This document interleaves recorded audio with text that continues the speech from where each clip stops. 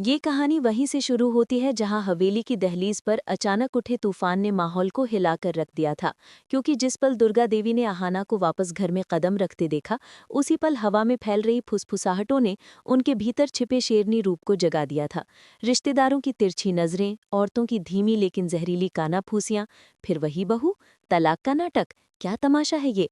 इन सब के बीच आहाना की हर सांस भारी हो रही थी। लेकिन असली विस्फोट तब हुआ जब पिशीमुनी, जो हमेशा अपनी कड़वाहट को इज्जत का नाम देकर दूसरों पर थोपती आई थी, भीड़ को चीरते हुए आगे बढ़ी और दुर्गा देवी पर ऐसे आरोप लगाए जैसे पूरी हवेली की पवित्रता वही अकेली बचाए बैठे हों।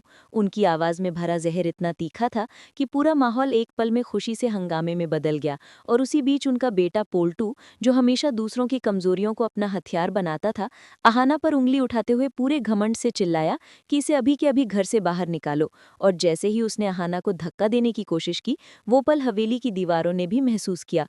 क्योंकि यहीं पर दुर्गा देवी का धैर्य टूट गया। बिजली की तरह उनका हाथ हवा चीरता हुआ पोल्टू के गाल पर पड़ा। और वो एक थप्पड़ नहीं बल्कि हर उस तिरस्कारपूर्ण सोच पर प्रहार था जिसने इस घर में बहुओं को हमेशा कमजोर समझा था। पूरे हॉल में सन्नाटा ऐसा छाया जैसे समय रुक गया हो। पोल्टू अपने गाल पर उभरते लाल निशान को छू भी ना पाया था कि दुर्गा देवी की दहाड़ गुंजी, आहाना इस घर की बहू थी, है और रहेगी। और जिसे ये पसंद नहीं वो घर छोड़ दे।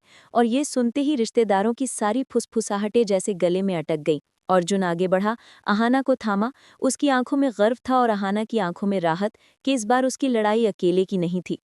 लेकिन ये थप्पड़ सिर्फ एक चोट नहीं था, ये पिशीमुनि के अहंकार पर सीधा वार था। और उसी क्षण उनके मन में बदले का बीज अंकुरित हो गया। वे रोने का नाटक करेंगी, बीमारी का बहाना बनाएंगी, परिवार को भावनात्मक रूप से ब्लैकमेल करेंगी। और पोल्टू उनके साथ मिलकर एक नई साजिश रचेगा, ऐसा जाल जिसमें वे आहाना की प्रतिष्ठा पर वार करें, शायद कीमती सामान गायब करके इल्जाम उसी पर मढ़ दें। लेकिन इस बार आहाना टूटी नहीं बल्कि तैयार है। क्योंकि दुर्गा देवी की छाया उसके साथ है और अर्जुन पहली बार खुलकर अपनी पत्नी के साथ खड़ा है, उनकी हर चाल पर कड़ी नजर रखते हुए। आने वाले दिनों में पिशीमुनि का हर झूठ उन्हीं पर उल्टा पड़ेगा। और ये कहानी सिर्फ बहू के घर लौटने की नहीं बल्कि उस सोच के टूटने की है जो सालों से इस हवेली पर हावी थी। और अंत में इस पूरी हलचल के बाद एक बात साफ हो गई कि कभी-कभी एक थप्पड़ सिर्फ आवाज नहीं होता, वो न्याय, सम्मान और रिश्तों की असली पहचान का ऐलान होता है। और सच्चाई यही है कि घर वही सुरक्षित होता है जहां बहू का सम्मान दीवारों से नहीं, दिलों से लिखा जाता है।